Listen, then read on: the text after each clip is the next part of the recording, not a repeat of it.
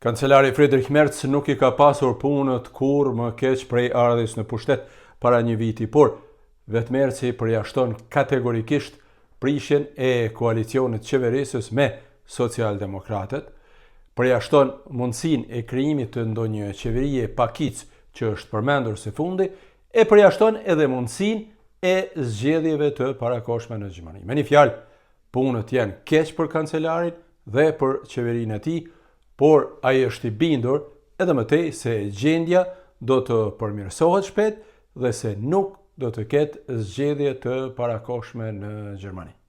Në fakt, kancelari Merz edhe nuk ka shumë zgjidhje të tjera, sepse çdo largim nga pushteti, çdo prishje e koalicionit do të forconte edhe më shumë krahun e djathtë ekstremist në vend, pra do të forconte partinë AfD.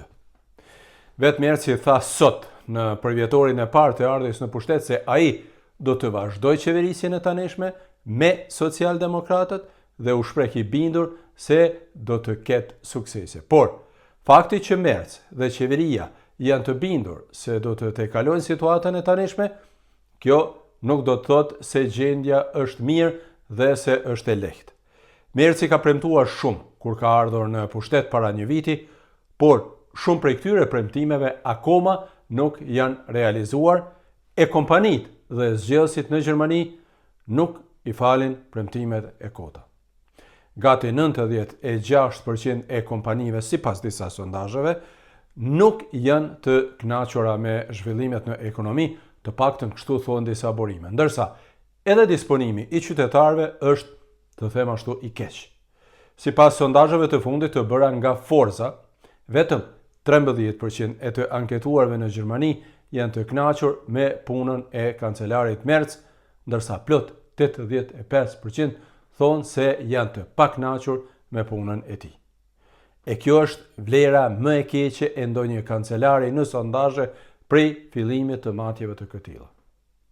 Interesante është që Merzi qëndron më keq në sondazhe madje edhe nga ish kancelari Scholz, I cili kishte një koalicion shumë të komplikuar prej 3 partish që në fund rezultoi edhe me rrëzimin e parakohshëm të kësaj qeverie. Kështu, 42% e të anketuarve mendojnë se Merzi është më I dobët se Scholzi, ndërsa 40% e të anketuarve thonë se ata janë të njëjtë.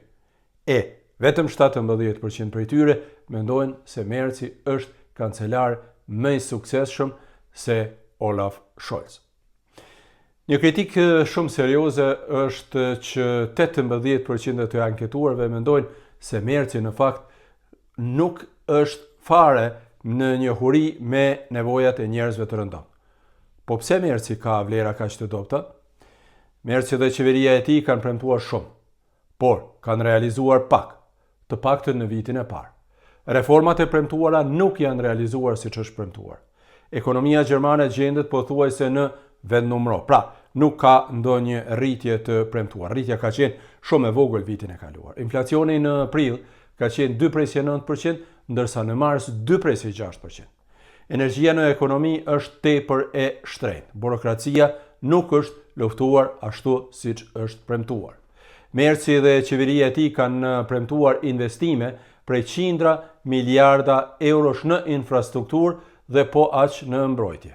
Disa investime janë bërë, të kuptohemi, por janë bërë tepër pak në krahasim me premtimet. E një problem tjetër, shumë I madh, është mungesa e shpeshtë e harmonisë, të mos them grindjet e shpeshta mes partnerëve në koalicionin qeverisës, pra Unionit CDU-CSU dhe SPD-s.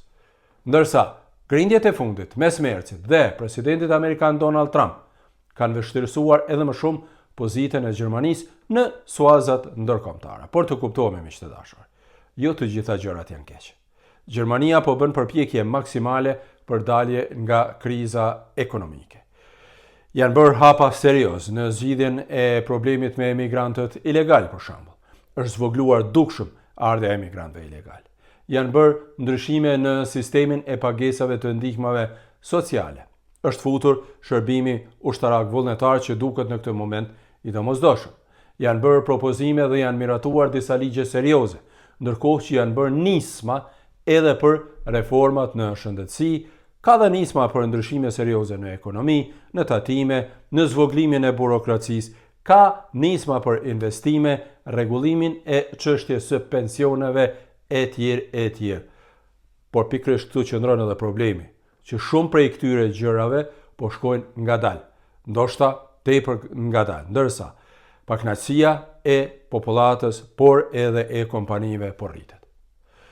Ndonse vërtet duhet thënë edhe një gjë tjetër, shumë më rëndësi.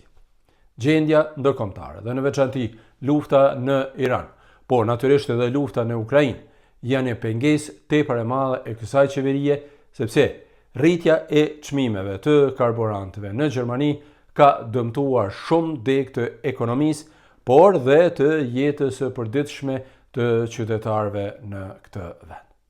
Po jo miq të dashur, si e shihni vitin e parë të qeverisjes së kancelarit Merz? Dhe a mendoni se kjo qeveri vërtet do ta çojë mandatin deri në fund, siç thot kancelari Merz? Nëse doni pra, mund të më shkruani këtu në video dhe mund të komentojmë së bashku. Ndërsa unë ju falenderoj shumë që jeni me mua dhe ju përshëndes kudo që jeni.